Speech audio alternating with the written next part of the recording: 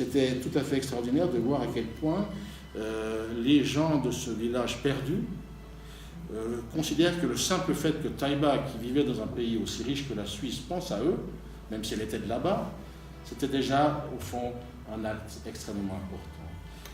C'est un grand moment, c'est une journée très importante, c'est un grand moment pour moi, c'est un grand moment pour nous tous.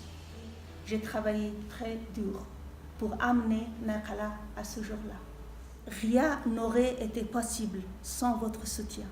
Aujourd'hui, c'est une journée de rendre hommage à toutes les populations afghanes là-bas, où les hommes, les femmes et les enfants, qu'elles montrent beaucoup de courage pour le changement, pour un avenir meilleur pour leurs enfants. Rendre hommage à la courage et la vision de mon père, qui aujourd'hui, qu'elle a fait tout pour ses enfants d'aller à l'école et étudier. So after the introductions and we sat down, Taiba started talking, and of course all in Dari, so I couldn't understand, but I could tell she was not happy about something. And after sort of 10 minutes of Taiba going, the man was just shaking the head, just like, this is okay. And then it was translated that Taiba said, okay, I've done something, but you have to continue, you have to take care of it. And the sort of, as if she was scolding little children, but they took it. And for me that was quite admirable to kind of see, suddenly these men, and you kind of go, oh wow. But you kind of realize that it's taken a long time to reach to that stage, that it hasn't happened overnight. But I was impressed because, and they took it, and they said, yes, thank you for your advice, and it was great. So I'm just like, 1 point for women, so that's good. Autant je trouve que les Européens deviennent de plus en plus incivils, autant j'ai toujours été impressionné par la civilité au fond des Afghans et leur sens de l'accueil. Et je me souviens même quand je revenais d'Afghanistan après des longs séjours, à quel point je trouvais les Européens barbares. Je crois que nous avons beaucoup à apprendre, mais le meilleur moyen d'apprendre, c'est de donner aussi, et de recevoir, et donc de créer un rapport de don et de contre-don. Il ne s'agit surtout pas d'entrer dans une espèce de logique de culpabilité de l'Occident.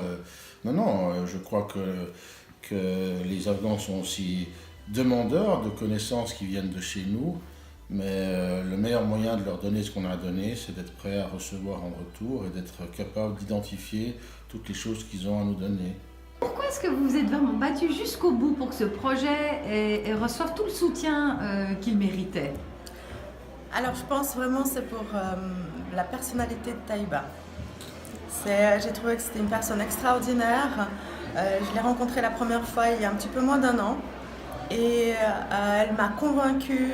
Après avoir passé 15 minutes avec elle, j'étais prête à la suivre jusqu'au bout du monde. Je suis très content de tout ce qui se passe ici, je suis très fier d'elle. Il y a de quoi. C'est vrai que quand Taïba a commencé, lorsqu'on a commencé avec l'association avec elle au tout début, et qu'on a construit la première école, on ne s'imaginait pas que ça arriverait à 9 écoles. C'est incroyable. Elle a su dire non quand il fallait, et oui quand on en avait besoin. Et ça lui a permis de ne pas se laisser faire, quoi. Puis aussi c'est une femme très forte, donc ça aide beaucoup ça. Et c'est ma mère surtout. Donc, moi je dirais c'est parce que c'est la maman la plus forte du monde. Mais bon, ça c'est juste moi, quoi.